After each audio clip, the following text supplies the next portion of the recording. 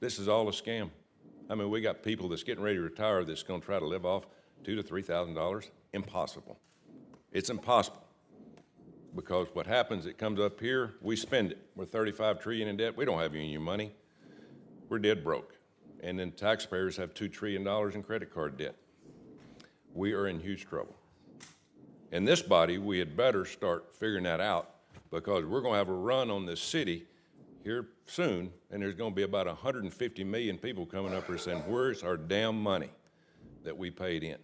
I could have put my Social Security money 40 years in tax in the market and probably be worth 8 to 10 million today. But the federal government wasted it. So I'll get off my horse there. But it's good that we have this, because we got, you know, I get a little pension check from education. I was part of a union. It's not going to help people. People are going to have to work, continue to work longer and longer. Am I right, Ms. Gender?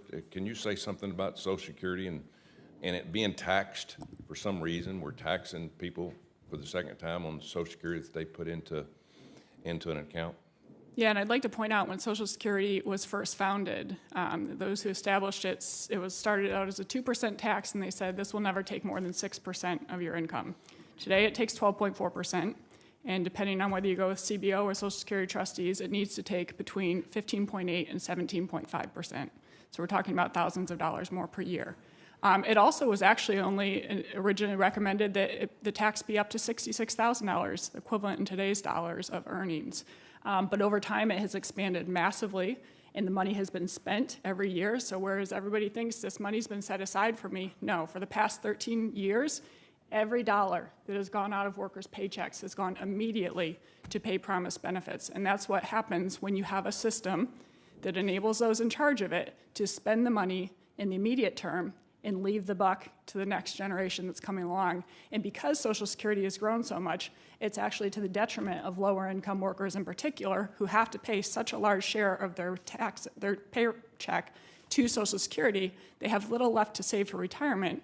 And then lower income and African American workers have the lowest life expectancies. So they are the most likely to get nothing back in return. 1 out of 4 African American men will die between the ages of 45 and 64 after having paid into this system for decades, tens if not hundreds of thousands of dollars, and they might get nothing back.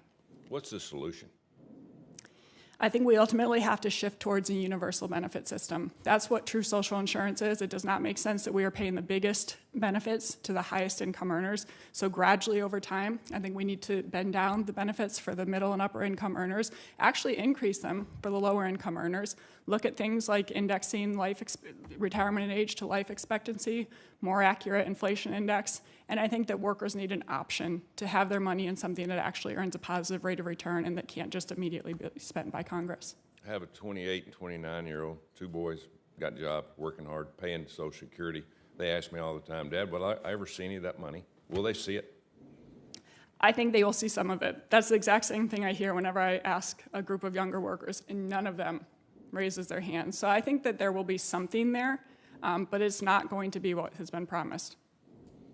Mr. Stevens, you got anything to add to that?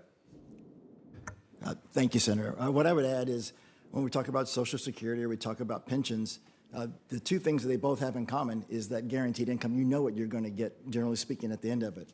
What I reference in terms of protected retirement, we have developed now solutions that get at both of those in a very efficient way, and they also address the issue around market volatility because we have step-ups and lock-ins, and it's a very efficient way to deliver that to millions of Americans that we've been talking, and that's all because of what you all did around Secure Act 1.0 and 2.0. They have put us in a position to do that, and that's why I'm really encouraging us to have every 401k plan, 457 plan, 403b plan at least one of those solutions so that the American workers can choose. If they want to know what they're going to get in retirement, we can deliver that for them. Young people of all ages ask me, why can't we put our money in our own 401k instead of put it in Social Security? Is there an answer to that? I think what I love is that they're asking the right question. Savings in any way is a good thing, and I think there's a place for Social Security, there's a place for pensions, and there's certainly a place for what we're doing in 401k plans. Thank you. Senator Hassan. Thank you.